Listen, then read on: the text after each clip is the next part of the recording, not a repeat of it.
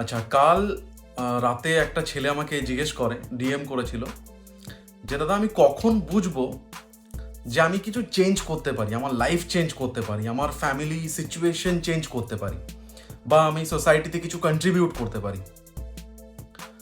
তো আমি বলি, আমি জাস্ট একটাই কথা বলবো এখানে,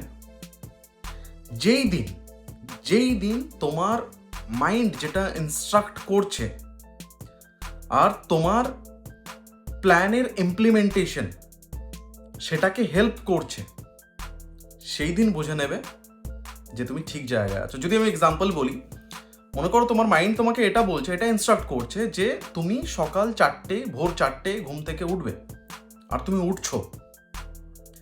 তোমার মাইন্ড তোমাকে এটা ইনস্ট্রাক্ট করছে যে আজকে 5 ঘন্টা পড়তে হবে, আর তুমি সেখানে 6 ঘন্টা পড়ছো। সেই দিন বুঝে নেবে যে you are on the right track. Because plan যতক্ষণ না ইমপ্লিমেন্ট হবে তার আগে তো কোনো চেঞ্জ আসবে না।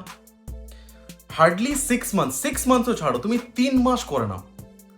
3 মাস যেটা তোমার মাইন্ড তোমাকে বলছে আর তুমি সেই কাজটাই করছো, তোমার প্ল্যান অফ অ্যাকশন আর তোমার মাইন্ডের থট প্রসেস দুটো সেম পেজে আছে,